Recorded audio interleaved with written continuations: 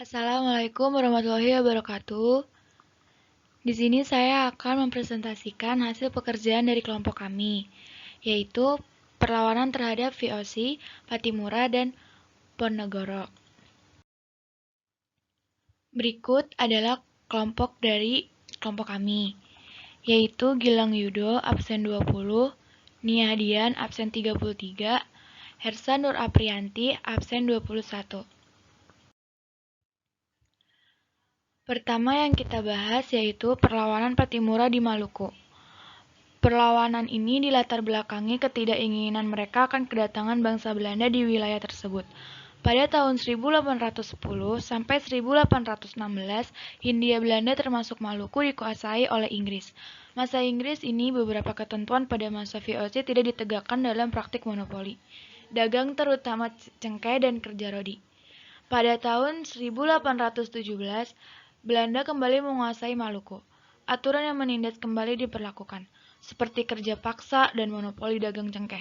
Residen Sapura yang baru, J.R. van der Burg, dianggap tidak peka terhadap keluhan rakyat.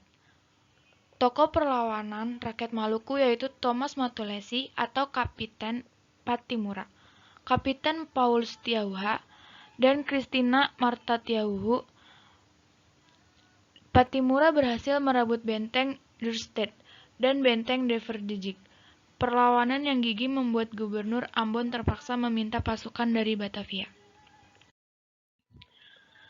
Ada beberapa sebab terjadinya Perang Pattimura atau Maluku.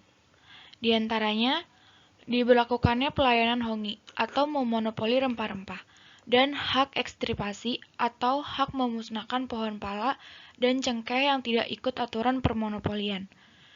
Yang berikutnya, perpindahan kekuasaan dari pemerintahan Inggris ke pemerintahan Belanda yang secara otomatis mengubah aturan tatanan pemerintah.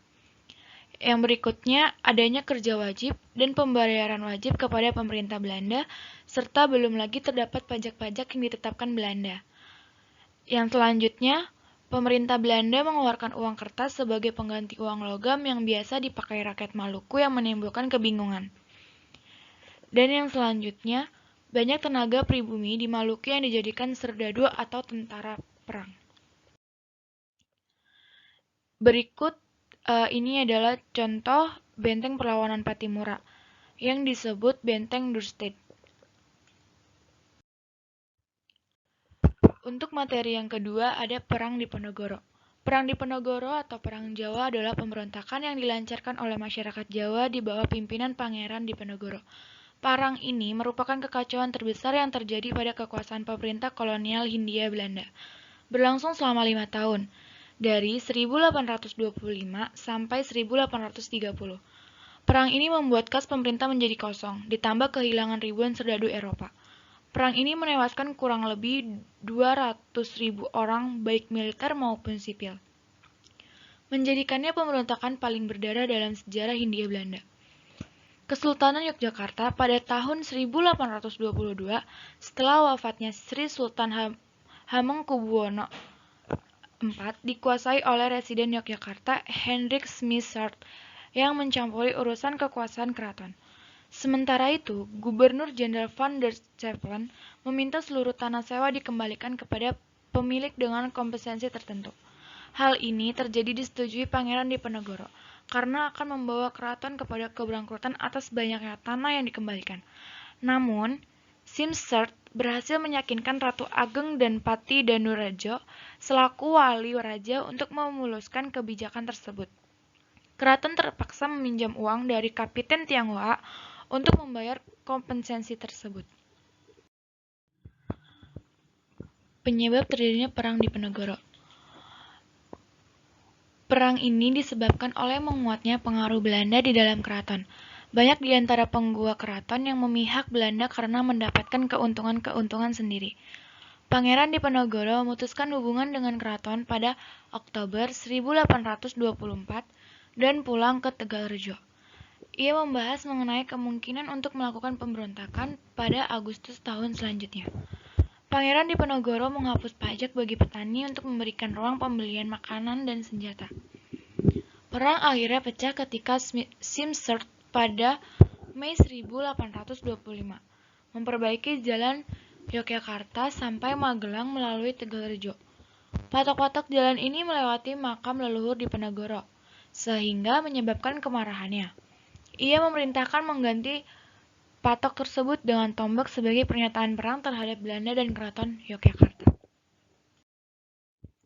Kemudian, perlawanan Pangeran Diponegoro di Yogyakarta. Perlawanan Diponegoro merupakan salah satu perlawanan terbesar yang harus dihadapi oleh pemerintah kolonial Belanda. Pangeran Diponegoro dibantu oleh Pangeran Mangkubumi, Sentot Ali Basyah, Kiai Mojo, dan Nyi Ageng Serang. Perlawanan Diponegoro berpusat di Selarang, terus meluas hingga seluruh wilayah Kesultanan Yogyakarta dan pantai utara Jawa Tengah. Pemerintah kolonial Belanda meminta pasukan dari Sumatera Barat dan menggunakan taktik benteng stelsel yang mempersempit ruang gerak perlawanan Pangeran Diponegoro. Perlawanan Pangeran Diponegoro berakhir setelah pemerintah kolonial Belanda menggunakan tipu muslihatnya dengan mengajak Pangeran Diponegoro berunding. Tetapi Pangeran Diponegoro datang. Ia ditangkap dan diasingkan ke Manado pada tahun 1830. Pangeran Diponegoro wafat pada 8 Januari 1855. Benteng Perlawanan Perang Diponegoro. Ini adalah berikut contoh gambar dari benteng Prince Hendrik. Sekian dari presentasi kelompok kami. Kurang lebihnya mohon maaf. Wassalamualaikum warahmatullahi wabarakatuh.